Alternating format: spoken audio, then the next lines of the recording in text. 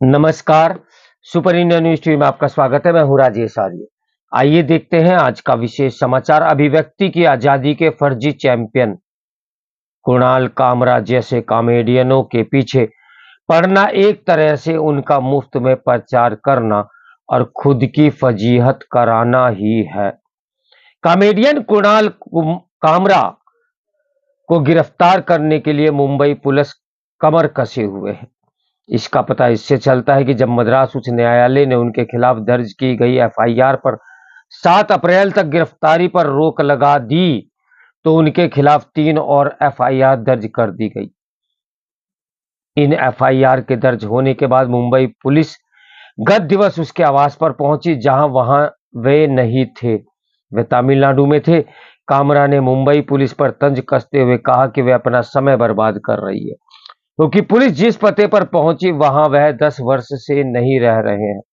मद्रास उच्च न्यायालय के फैसले के चलते मुंबई पुलिस पहली एफआईआर पर तो उन्हें गिरफ्तार नहीं कर सकती, लेकिन 3 नई एफआईआर पर ऐसा कर सकती है। यदि मुंबई पुलिस नई एफआईआर के सिलसिले में उनकी तलाश तेज करती है, तो वह फिर से मद्रास उच्च न्यायालय या फिर सर्वोच्च न्यायालय भी जा सकते हैं।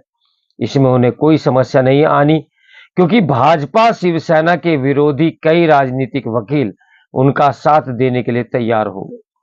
यह भी लगभग तय है कि यदि वे सुप्रीम कोर्ट का दरवाजा खटखटाते हैं, तो उन्हें वहां से भी राहत मिल सकती थी है।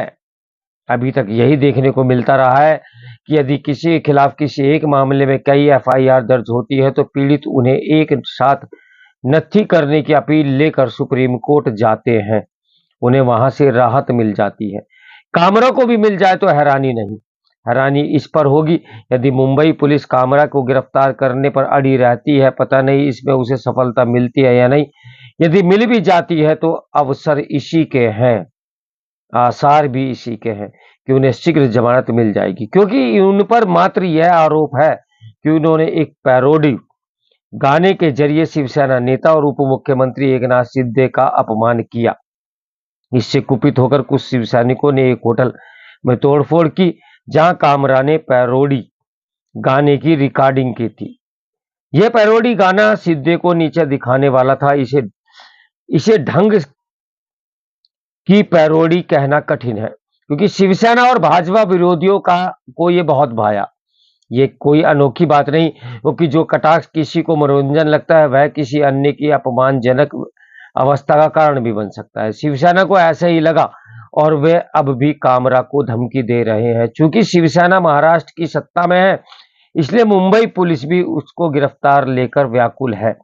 उसका नतीजा यह है कि कामरा को वे लोग भी जान गए जिन्होंने उसका नाम तक नहीं सुना था। कुणाल कामरा के खिलाफ पुलिस की कार्रवाई का संज्ञान कई विदेशी समाचार माध्यमों से भी लिया जा रहा है। इसके अलावा महज 8-9 दिनों में लाखों लोग उनके उस वीडियो को देख चुके हैं, जिसमें उन्होंने शिंदे पर निशाना साधा था। कामरा फुअड़ किस्म के उन कॉमेडियनों में से हैं जिन्हें लगता है कि वह किसी के खिलाफ ओछी टिप्पणी करना ही कॉमेडी है। कॉमेडी के नाम पर फुहड़ता करने वाले उनके जैसे और भी कॉमेडियन हैं। किसी दलीय सरकार की ओर से ऐसे कॉमेडियनों के पीछे पड़ना एक तरह से उनका मुफ्त में प्रचार करना और खुद को फजीयत कराना ही है। ये काम अन्य सरकारें भी करती हैं। वे कभी किसी कटाक्ष पर किसी कॉमेडियन के पीछे पड़ जाते हैं, और कभी सोशल नेटवर्क साइट्स पर अपने खिलाफ टिप्पणी करने वालों के। अधिकतर मामलों में ऐसे लोगों को अदालतों से राहत मिल जाती है, लेकिन कभी कभार किसी को जेल में भी रहना पड़ता है, और कई बार तो महीनों। ऐसा इसलिए होता है क्योंकि हर मामले में अदालतें तत्परता का परिचय नहीं देती। उद्धव ठाकरे के मुख्यमंत्री रहते हुए नागपुर के एक युवक को मुंबई पुलिस ने 17 दिनों के अंदर 3 बार गिरफ्तार कर जेल भेजा, क्योंकि उसने उनके एक करीबी को पैगविन कह दिया था। कुणाल कामरा मामले में जैसा व्यवहार शिवसेना और महाराष्ट्र सरकार कर रही है, वैसा ही अन्य दल और उनकी सरकारें भी करती हैं। ये बात और है कि जब यही दल इस तरह का कोई मामला विरोधी दल के शासन में देखते हैं, तो वे अचानक अभिव्यक्ति की स्वतंत्रता के चैंपियन बन जाते हैं। इन दिनों भाजपा और शिवसेना विरोधी दल कामरा का समर्थन करते हुए खुद को अभिव्यक्ति की स्वतंत्रता का सबसे बड़ा सिपाही साबित करने में लगे हुए हैं। इनमें ठाकरे की शिवसेना सबसे आगे है, जिसने सत्ता में रहते हुए अपनी मामूली आलोचना करने वालों को के लोगों को भी जेल भेजना अथवा उनके घर दफ्तर गिराने में संकोच नहीं किया। इनमें कंगना रानौत भी है।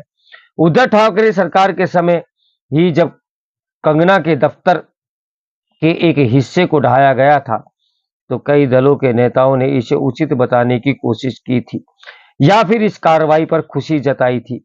इनमें कुणाल कामरा भी थे। तब अभिव्यक्ति की आजादी के कथित चैंपियनों को सांप सूंघ गया था।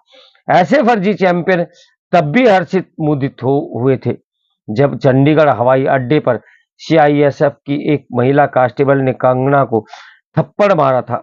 अपने देश में अभिव्यक्ति की आजादी के अधिकतर चैंपियन यह समझने को तैयार नहीं कि यह आजादी उनके लिए भी होती है जो उनके पन मुताबिक बात नहीं करते। तो मेरे साथ बने रहे सुपर इंडिया न्यूज टीवी की ब्रेकिंग न्यूज के लिए। नमस्कार, मैं हूं राजेश आर्या।